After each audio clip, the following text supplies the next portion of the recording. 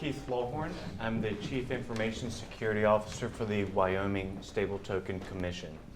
Today we're going to talk about x402 payment standards. If you've ever clicked a link in your browser and got page not found, that's a 404 error. That infamous 404. Yes. X402 is a similar error, but it's for payment required. In 1997, the internet was codified in the definition of the HTTP standard. And it was so well written that it's almost not changed since then. Everything that's been developed on the internet since then has pretty much fit into the HTTP standard. I remember, I'll just reminisce for a second, in the year 2000, I was sitting at a small e-commerce integrator startup building custom web servers. And I remember going through the standard and I saw 402 and it said reserved for future use. It's the payment required error. That was almost 30 years ago. And it was never implemented until this past year. So the problem with the current payment rails, so credit card networks charge from 2 to 3% typically with a flat per transaction fee. This makes payments for just a few dollars impractical on the internet. And it makes micropayments for AI agents non-economical. AI agents don't hold your credit card. Please don't give your AI agent your credit card.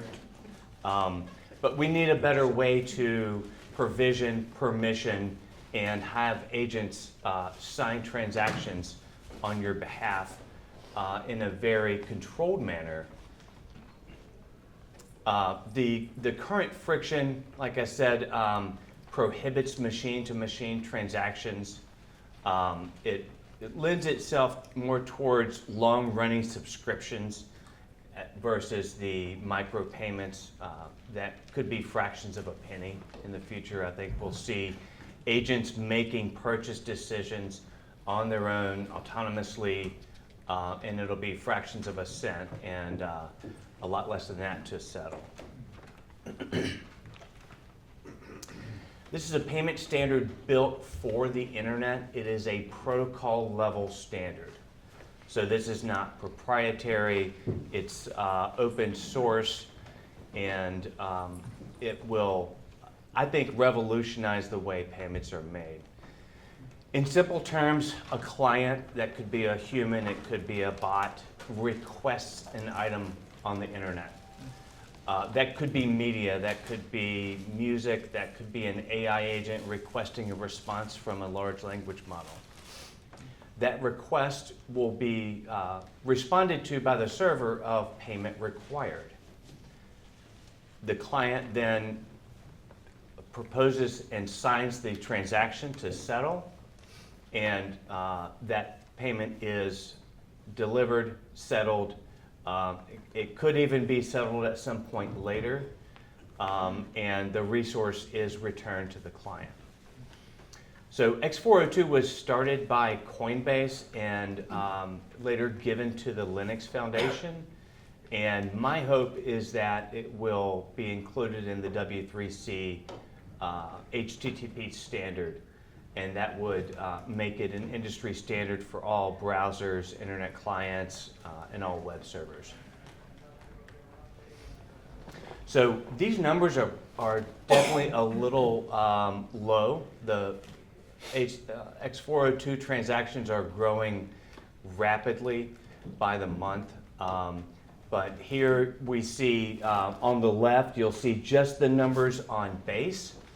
And I know that x402 payments are being processed on at least 8 blockchains right now. The annualized volume based on last quarter would be 600 million per month. It's a pretty astonishing feature. There's industry participants, some of the largest you see: Google, Visa, AWS, Microsoft, Stripe, Circle, Cloudflare, Anthropic, and Coinbase. Like I said, it now belongs to the Linux Foundation, which is a great place for it to live.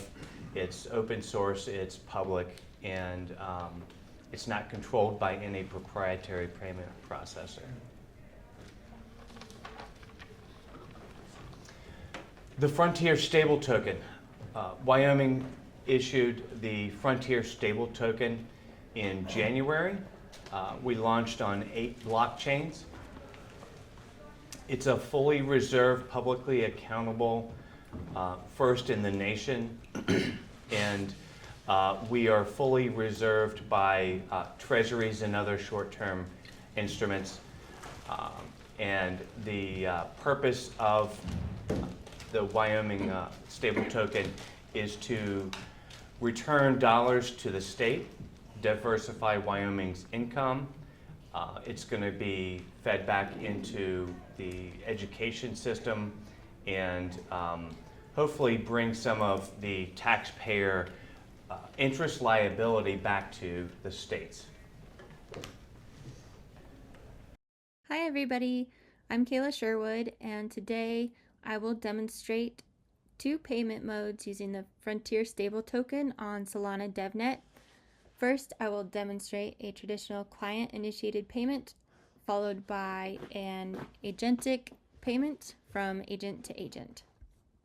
So this project came from a real problem I faced as a student, where traditional academic journals often required expensive subscriptions, even when I only needed access to 1 article.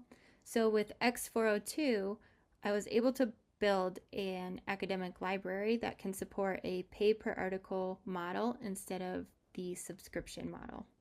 So let's enter the library here.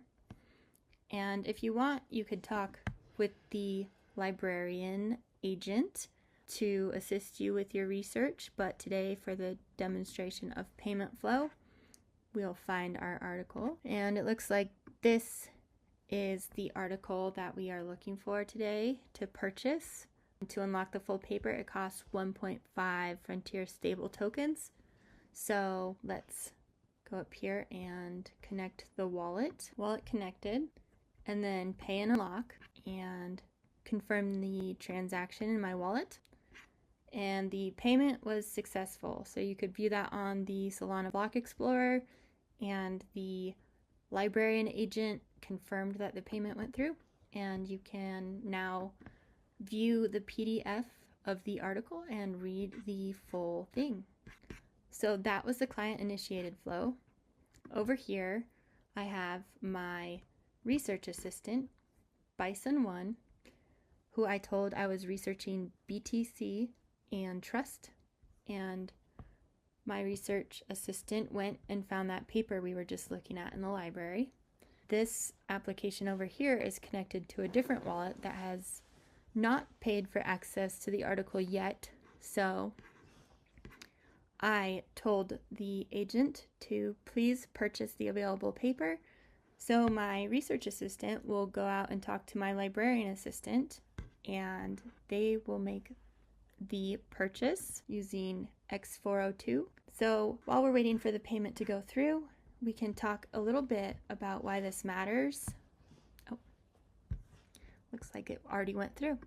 This matters because it lowers access barriers by enabling pay-per-use instead of the subscription models, and it gives developers more consistent control and ways to monetize content and APIs. Thank you for watching. Great, and her introduction, the volume was down a little bit. That's Kayla Sherwood. She's a Wyoming resident and quite possibly the world's greatest software engineering intern. So for the technical folks in the room here, on the far left you see the client. To the right of that you'll see the server, and on the far right, or right of that, you'll see the facilitator. In this case, it's very easy for the end merchant to be their own facilitator. It's free, it's open source, and you could run it on AWS Lambda for $5 a month probably. You could also use a trusted third party. We are choosing Fireblocks for our facilitator to get enterprise grade service, but it's open source, it's free to use, and anyone could process their own payments using this method.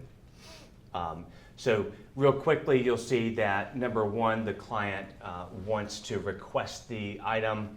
The server says, not quite yet, you owe us money. The number three, the client signs the transaction and approves it.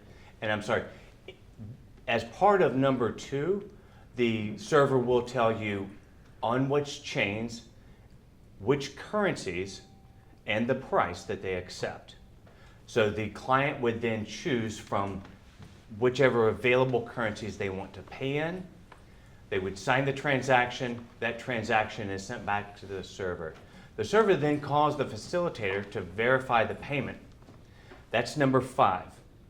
This is the most critical piece. Once that signed transaction is verified, we can let the client have their materials. We can start streaming the movie, we can give them the paper, we can let the agent do business, while the facilitator talks to the blockchain and settles the transaction. For larger payments, you can ensure that settlement happens ahead of time.